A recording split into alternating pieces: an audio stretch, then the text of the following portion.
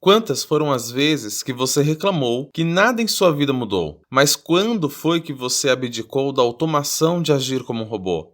Nossa provocação hoje não é sobre os conselhos do vovô, pois queremos saber quando foi a última vez que você se transformou.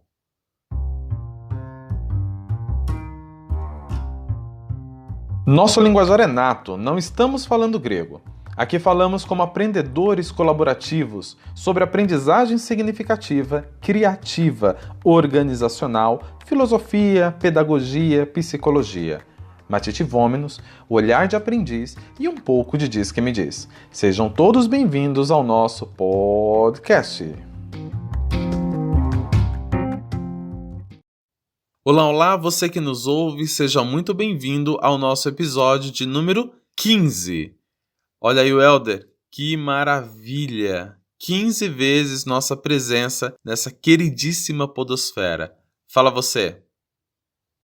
Olá, você que nos ouve, aqui desse lado do microfone, quem fala com vocês é o Elder. É um prazer estar com vocês aqui mais uma vez. Semana passada eu não pude estar, mas é sempre bom retomar aí o microfone. Eu senti muita falta de falar com vocês. E vamos lá, né? Vamos falar um pouquinho sobre esse tema importantíssimo. Um tema que muitas vezes é natural, é uma coisa que acomete a gente não tem como fugir. Ao mesmo tempo, é algo que precisa muitas vezes do nosso esforço para poder fazer com que as coisas mudem. Então vamos bater um papo sobre isso, sobre as mudanças.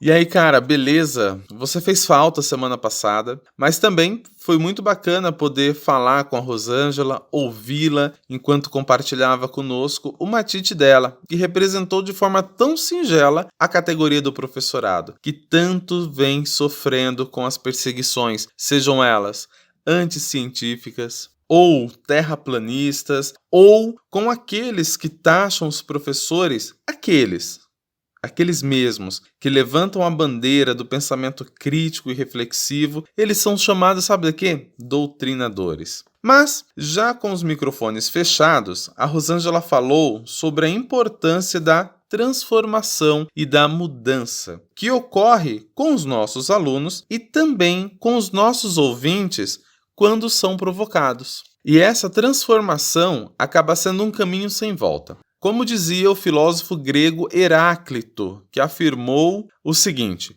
o homem que volta ao mesmo rio, nem o rio é o mesmo rio, nem o homem é o mesmo homem.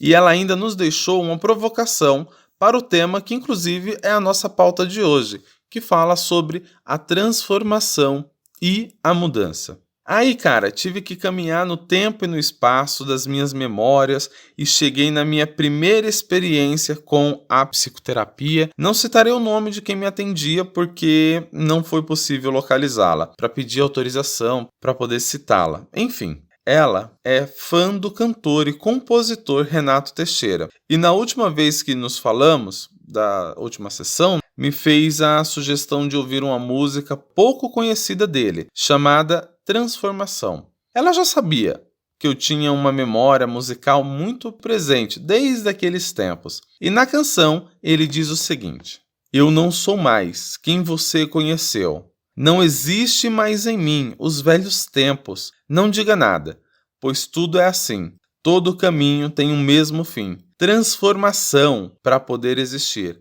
Não estranhe.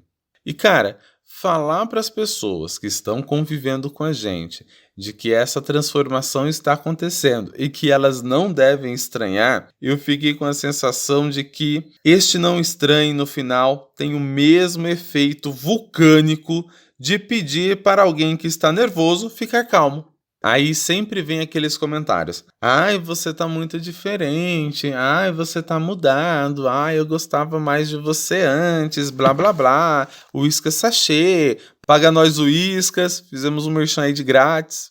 Mas belezinha, vamos lá. Entre outras coisas que aprendi, foi abdicar a pseudo-necessidade de achar que deveria fazer todos gostarem de mim. E, consequentemente, permitir, sabe o quê? Ser desrespeitado, em troca de migalhas de sentimentos. E, por fim, aprendi também com ela o bordão mais fiel a mim, que diz o seguinte: você não precisa gostar de mim.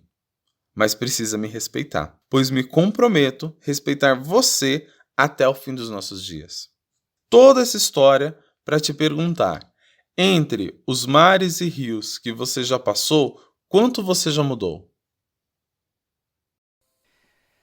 Então, Adilson, muito bom realmente ouvir a Rosângela. Eu não pude estar na semana passada e a Rosângela gentilmente aceitou o nosso convite para assumir aí o microfone e falar um pouquinho sobre essa profissão maravilhosa, que é a profissão do professor, tão sofrida, tão desvalorizada, muitos trabalhando por amor à causa mesmo, porque não tem uma boa remuneração, porque não tem o prestígio que deveriam ter, mas continuam firmes aí na luta, continuam firmes aí na batalha por construir um país melhor em meio a tanta confusão, né? Os professores eu acho que são os raios de esperança que nós temos. A educação, sem dúvidas, é alternativa para qualquer mudança que nós queiramos na nossa vida e na vida das pessoas que a gente ama, no nosso país. Educação é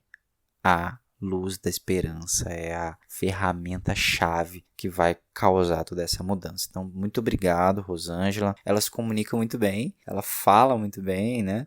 E foi muito gostoso ouvi-la. Acredito que o Adilson concorda comigo que as portas estão abertas. Se um dia você quiser voltar a assumir o microfone e a falar com a gente, fica à vontade. Nós adoraríamos ouvi-la mais um pouco. Bom, então vamos lá. Adilson, falando sobre mudança, eu concordo com as suas colocações aí iniciais. De fato, a gente muda o tempo todo. Você trouxe uma provocação musical aí do Renato Teixeira, mas tem tantas músicas que falam sobre mudança. Eu acho que é um tema muito explorado também. Não tanto quanto o amor, né? Mas mudanças, eu acho que tem muita exploração também, né? Imagino. Então me veio aqui a música do Lulu Santos também, como Uma Onda do Mar. Não sei se é dele, mas ele é um dos intérpretes. E fala, né? Nada do que foi será de novo do jeito que já foi um dia. E mais à frente fala, tudo muda o tempo todo no mundo. Então as mudanças elas acontecem o tempo todo.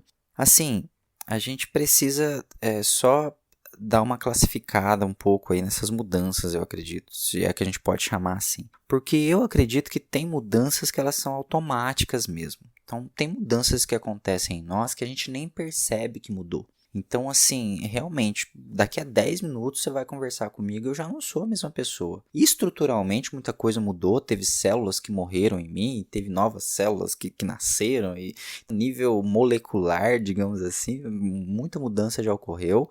Toda vez que você toma banho, praticamente você vira uma outra pessoa, porque você tira ali um monte de pele morta, né, de células mortas, aliás, e se torna uma outra pessoa praticamente, né? Imagino eu assim. Mas assim, essas mudanças elas acontecem de forma natural e o mundo ele muda também. O tempo todo o mundo está mudando e goste você ou não, o mundo muda. Só que assim, as mudanças externas, eu acredito que elas são mais fáceis, elas são mais automáticas. O que está fora de nós muda com muita rapidez, com muita facilidade e talvez até mais rápido que a gente gostaria que mudasse.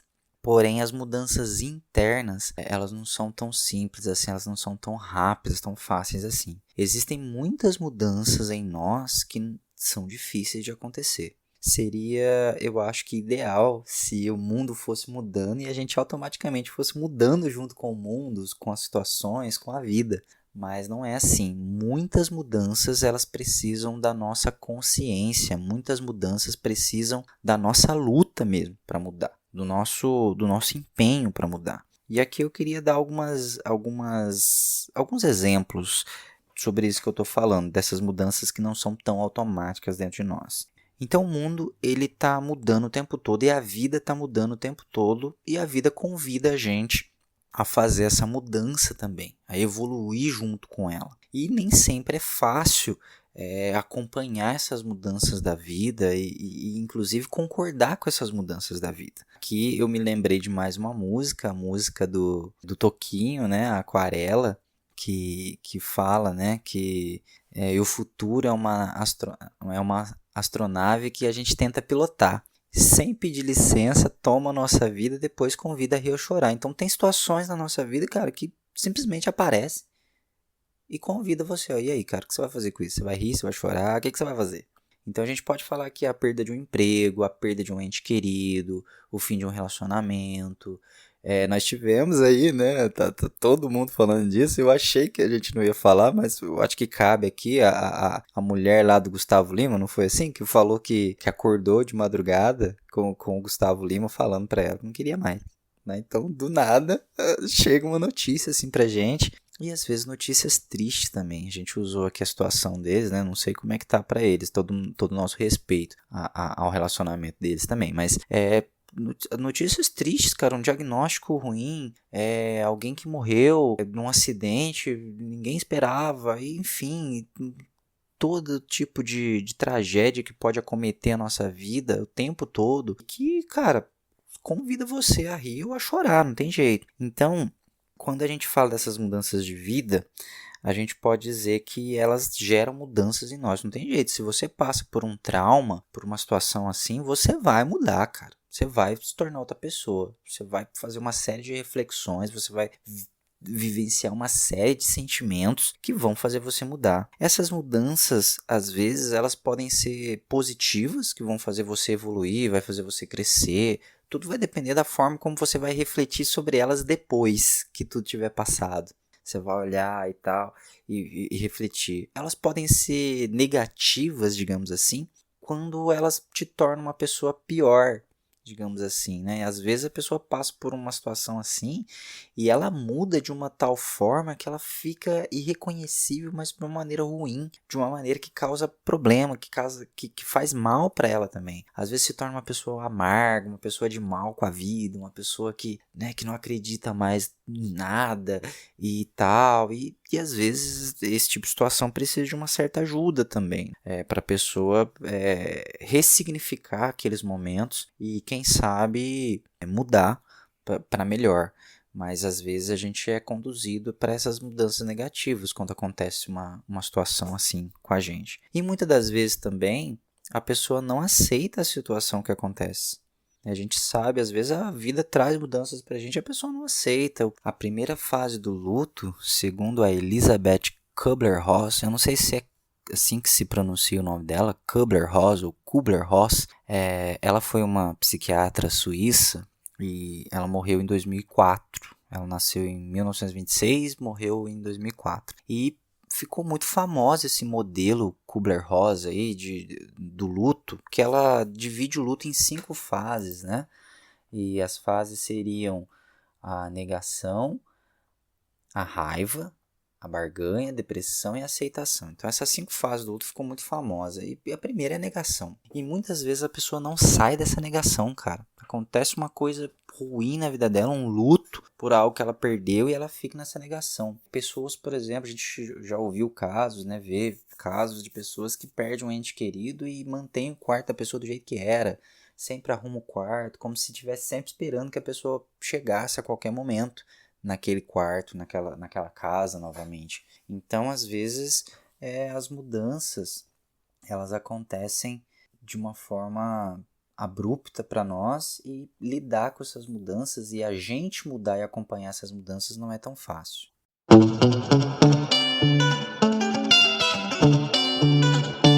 Bora lá, meu querido. Muito bom até agora, mas vamos continuar que tem mais coisas pra gente falar. Temos um ouvinte chamada Mônica. Ela é da cidade de São José do Bonfim, na Paraíba. Essa cidade fica a 270 quilômetros da sua capital, que é João Pessoa. E disse que vem nos acompanhando desde o episódio 9.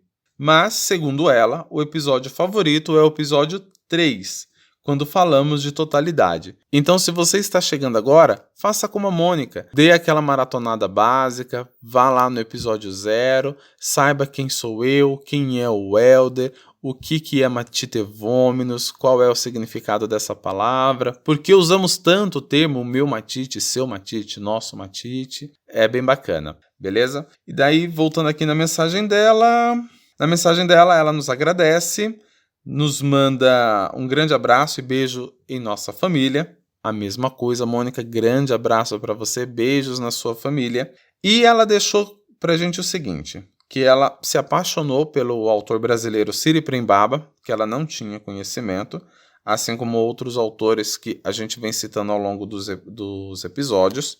Ela diz também que deu uma maratonada básica em alguns títulos do autor Ciri Prem. Nos sugere um livro dele também, chamado Amar e Ser Livre, do mesmo autor, que eu já estou lendo desde quando recebi essa mensagem. E é fantástico, realmente vale muito a pena. E uma das citações do livro, ele diz o seguinte: a mudança é inevitável, mas o sofrimento é desnecessário. Então ela nos pergunta se, baseados em nosso matite, a mudança é inevitável e o sofrimento é de fato desnecessário? Vou começar respondendo antes de passar para você, Welder. Já falamos disso em outros episódios, o quanto a mente nos engana, o quanto sofrer é opcional para algumas coisas. Realmente, hoje, falando da mudança e da transformação, resgatamos o meu período de psicoterapia e que, de fato, não é fácil. Tem um livro chamado O Profeta, do poeta Gibran Khalil Gibran, e que é fantástico. Eu também indico para vocês, se estiverem de boa aí, quiserem ler, vale muito a pena. E o Khalil Gibran, ele diz o seguinte, que a dor é pedagógica. Então, às vezes, isso que está doendo agora, para a gente, pode ter um peso muito maior. E ele faz uma comparação com a semente.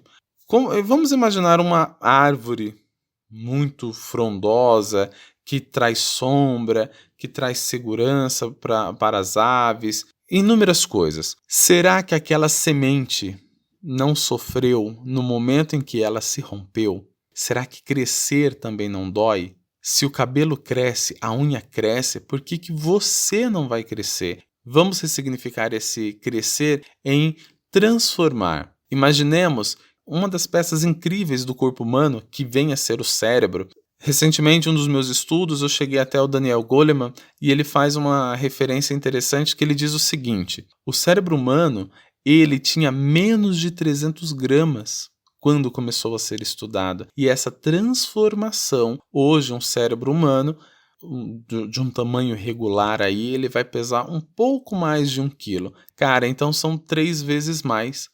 Primeira vez que eu tive contato com meditação, disseram, olha, não pense em nada. E eu achei que eu era um fracasso na meditação, porque eu fiquei pensando em não pensar em nada. E de tanto pensar e não pensar em nada, eu não parava de pensar e só ficava pensando. E aquilo foi me fadigando tanto, que eu acabei dormindo. E daí eu achei, em algum momento, que, situação número 1, eu não sirvo nem para meditar.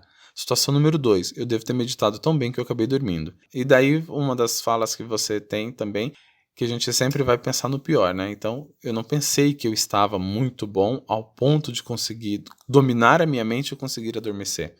E eu pensei no quê? Olha que droga, eu não sou capaz nem de meditar. Então, vamos com calma e devagar. O porquê de fato a minha mudança incomoda tanto as pessoas, ou porquê a minha transformação incomoda tantas pessoas. Em uma das muitas conclusões que eu cheguei, foi a seguinte: aqueles que estavam se queixando era porque perderam a rédea, perderam o domínio sobre mim. E eu vou finalizar a minha fala com uma das primeiras falas de hoje. Transformação para poder existir. Não estranhe. Fala você, meu querido. Nossa, que legal, Adilson. Bacana o pessoal interagindo com a gente, mandando perguntas, ajudando a gente a fazer a pauta dos episódios. Isso é muito legal. A gente quer agradecer muito a Mônica, que entrou em contato, que mandou essa citação do Ciri Prembaba e essa pergunta para nós. Muito legal. Obrigado. Beijos aí na família, né?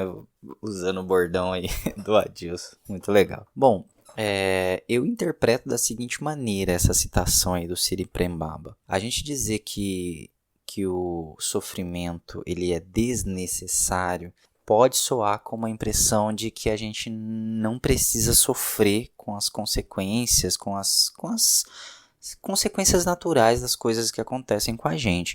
E eu particularmente não acredito nisso, e eu acho que não é isso necessariamente que o Ciri Prembaba está querendo dizer. Quando ele diz que o sofrimento ele é desnecessário, eu acredito que ele está querendo dizer que o sofrimento eterno é desnecessário. Porque não tem como acontecer alguma coisa com a gente ruim, vamos colocar assim, e a gente não sofrer. É inevitável. O sofrimento ele faz parte da vida. Eu acho que o problema da nossa sociedade hoje, um deles, né, é que nós queremos banir o sofrimento a qualquer custo. A gente não quer ter nada de sofrimento, sofrimento zero. E não tem jeito, o sofrimento ele é parte da vida, ele é estruturante, ele ajuda o nosso matite, o nosso aprendizado. Então o sofrimento ele faz parte da existência, faz parte da vida. Então a gente precisa sim de momentos de sofrimento. Para a gente poder evoluir, aprender, crescer algumas coisas. É lógico que ninguém quer passar por tragédias, ninguém quer passar por problemas na vida. E tem coisas que realmente são tragédias e não vamos aqui louvar a tragédia. Tragédia é tragédia, desgraça é desgraça e tem que estar nos seus devidos lugares. E elas geram sofrimento sim. Agora, viver imbuído nesse sofrimento eternamente é desnecessário. Né? O sofrimento ele vai caminhar com a gente até certo ponto e depois de certo ponto é necessário que ele nos abandone ou que nós o abandonemos. E aí que eu acho que entra a citação do Siri Prembaba, que ele quer dizer, né, de olha, você vai sofrer sim, cara, não tem como não sofrer, mas continuar sofrendo é desnecessário. Você pode sim evoluir, crescer, ressignificar aquela situação e o sofrimento cessar. Não quer dizer que você vai deixar de lembrar daquela situação, não quer dizer que aquela situação vai deixar de existir ou que você vai negar o que aconteceu. Não é nada disso, é colocar as coisas no seu devido lugar. Aconteceu, foi uma tragédia sim, poderia ter sido diferente. Se tem algum culpado pelaquela tragédia, aquela pessoa ainda é culpada e tudo mais. A questão é a mudança que acontece em mim.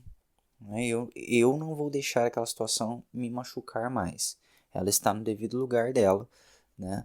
Ela tem o devido respeito, a devida atenção, mas ela não precisa me ferir mais, né? Porque às vezes a gente quer manter o sofrimento, porque enquanto a gente mantém o sofrimento, a gente tem a falsa sensação de que aquela situação ainda existe, que aquela situação ainda vive, né? Então, por exemplo, se eu perdo alguém que eu gostava muito, né? Perco alguém que eu gostava muito, seja porque, sei lá, terminei um relacionamento ou porque a pessoa morreu mesmo. Então me manter sofrendo por aquela situação, eu tenho às vezes a ideia de que eu estou mantendo a memória da pessoa viva, né? Que eu estou mantendo aquela situação viva. Então assim, eu continuo remoendo ali aquele término, vendo as fotos e lembrando e relembrando e chorando por aquele relacionamento que acabou.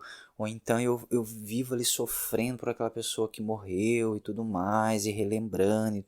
E não é e aqui eu não estou falando da nostalgia ou do respeito, da lembrança boa, né? De quando a gente fala, poxa, cara, tinha uma pessoa, ela era tão legal e tal.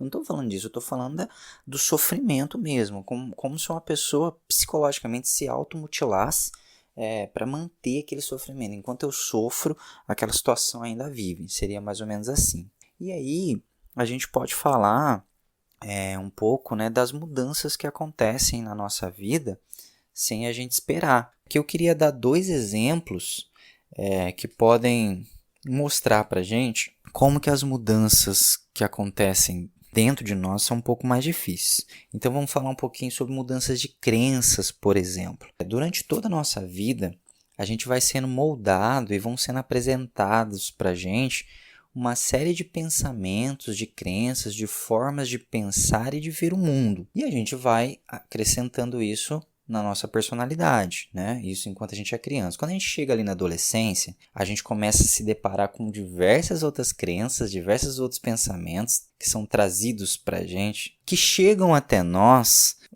através de diversas fontes, como nossos amigos e tal. É a fase que a gente está vivendo muito em grupos, né, de adolescentes ali, e a gente começa a questionar tudo que foi gravado na nossa cabeça, né? Pela família, pela igreja, pela escola e tal. E a gente começa a comparar e criar a nossa própria forma de ver o mundo.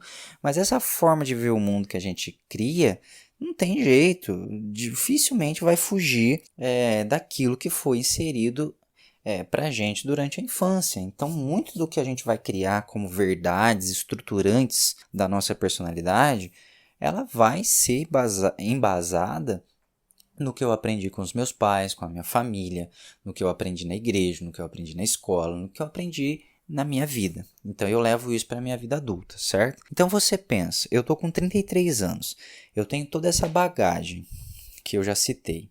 Aí de repente eu me deparo com situações da vida adulta que esse conjunto de ferramentas que eu estou carregando comigo parecem não funcionar, parecem não dar. Essas crenças, esses pensamentos que eu criei parecem que não estão encaixando na situação da vida atual. Só que isso por si só seria um convite para mudança, mas por que eu não mudo? Por que eu não abro mão de pensamentos, não abro mão dessas crenças estruturantes e não abraço uma outra forma de pensar, não pego outras lentes para enxergar o mundo? Porque simplesmente não é tão fácil. Não é tão fácil abrir mão de tudo isso. Porque, você imagina, eu estou com 33 anos. Eu vivi a minha vida inteira pensando e alimentando essa forma de ver o mundo, de enxergar a vida. E de repente alguém fala para mim que não é assim, que eu preciso olhar de outro jeito, que eu preciso me deparar com outras formas de ver o mundo, que eu preciso aceitar outras formas de ser no mundo de outras pessoas. Cara, isso é muito difícil para a pessoa, né? E aí ela resiste a essas mudanças. Ela resiste a mudar o pensamento, ela resiste a mudar a forma dela de ver o mundo, e ela vai se defender de todas as formas, vai dizer que é direito dela, que é liberdade de expressão, e por aí vai, né? Uma série de desculpas porque a pessoa não quer mudar. Mudar implica trabalho, mudar implica, fazer faxina, né? Mudar estruturas mesmo. E abandonar certas crenças, abandonar certos pensamentos, certas formas de ver o mundo, é como se eu deixasse de ser eu mesmo. É como se eu deixasse de ser quem eu sou. Porque, poxa, pensa bem, alimentando e estruturando minha personalidade por vários anos. E de repente eu vou abrir mão de pensar de um jeito ou me abrir a novas formas de pensar. Isso é um ataque direto a quem eu sou, né? Só que, na verdade, isso é um paradoxo, porque olha só, muitas vezes quando a gente abre mão de coisas que eu aprendi com a família, com a igreja, com a vida, eu percebo que essas coisas de fato não são minhas. E eu estou criando uma forma minha de olhar e de ver o mundo. E às vezes eu estou me aproximando mais de quem eu sou. Então, às vezes, abrir mão de certos pensamentos e abraçar novas formas de ver o mundo, criar novas formas de ver o mundo, é me aproximar mais de quem eu de fato sou, daquilo que eu de fato acredito. Então, olha só que paradoxal. Parece que a gente vai morrer, parece que a gente vai deixar de ser quem a gente é, mas na verdade a gente vai se aproximar mais de quem a gente é. E, olha, absolutamente, tá, pessoal? Não estou dizendo aqui que o que a gente aprende com os pais, o que a gente aprende com a igreja, o que a gente aprende com a escola, não seja válido. Absolutamente. É super válido. Tem muita coisa ali que realmente a gente, né, valoriza e gosta e faz parte de quem a gente é e é estruturante e é bom, né? Agora, tem outras coisas que quando a gente analisa bem, fala, pô, isso aqui não é meu, não. Isso aqui foi colocado para mim, para falar a verdade, não é bom, né? Eu posso abrir mão disso aqui, né? Então tem essa questão e a gente resiste muito a essas mudanças, cara. Porque mudar essas crenças significaria deixar de ser quem a gente é. Outra situação que às vezes a gente vê que é difícil mudar dentro de nós é a tal da zona de conforto. Eu acho que esse nome está um pouco errado, porque às vezes eu tive uma amiga que ela me questionou uma vez, falou assim, mas cara, qual o problema da zona de conforto, né? A gente tava numa onda aí anti-coaching, né? Que o pessoal gosta aí de zoar, mas tem coaches que são bons profissionais, tá, pessoal? Como toda profissão e como tudo no mundo, tem picareta e tem gente muito séria trabalhando, Então tem coaching muito sério trabalhando e tem um monte de picareta também. Do mesmo jeito que tem psicólogos, médicos e todo tipo de profissão tem picareta e tem cara bom, né? Bom, mas ela tava falando, qual o problema da zona de conforto? O problema, se é uma zona de conforto, se está confortável para mim, por que eu tenho que sair? Por que eu tenho que mudar? O problema é esse. Eu acho que esse nome zona de conforto ele tá um pouco errado. Porque se fosse uma zona de conforto, eu estaria confortável, não estaria incomodado, eu não gostaria de sair. E muitas das vezes, quando a gente fala que a pessoa está na zona de conforto, que ela precisa de uma mudança, é porque não está confortável, ela está reclamando da onde ela está. Ela está reclamando do emprego, está reclamando do marido, da mulher, está reclamando da vida, está reclamando, né, da situação, está reclamando. E ela está reclamando da situação da vida dela e a gente fala, bom, então vamos mudar? Vamos sair daí? Vamos buscar outros lados? Aí a pessoa, não. Tá ruim, mas eu não quero mudar, não. É que nem uma música que tinha antigamente, né? Que fez muito sucesso, pelo menos lá em Minas. Aqui eu não sei. O cara falava, tá ruim, mas tá bom, né? Aí eu pensei, tá ruim, mas tá bom. Então é esse negócio do tá ruim, mas tá bom. Tá ruim, mas eu também não quero mudar. Quando eu peço para você sair, convido você a mudar, você não, tá bom também. Tá ruim aqui, mas tá bom. E esse tá ruim, mas tá bom, paralisa a pessoa, porque não é confortável, não é uma zona de conforto. É uma zona que tá desconfortável, não tá cabendo você mais aí. Mas você também não quer sair dessa zona porque você tem medo da mudança. Nós temos muito medo da mudança, medo do desconhecido, medo do que pode acontecer, né? E aí isso paralisa a gente. Tem um filme da DreamWorks, um filme de animação, né? Que chama The Croods. Os Croods. Conta a história de uma família, salvo engano, uma família de Neandertais, tá? Esses seres humanos aí que antecederam aí, ou que conviveram junto com o Homo sapiens, né? E mostra que como que eles têm medo desconhecido, né? Então, sim, tem várias cenas que o pai lá tá contando uma história que fala que eles não saem da onde eles estão ali e tal, porque tudo pra onde que eles vão, eles podem morrer. E a preocupação deles é se manter vivos, é a única coisa. E de repente eles se encontram com o Homo sapiens. E o cara, ele é inventivo, ele sabe usar o fogo, ele sabe uma série de coisas que os Croods não sabem.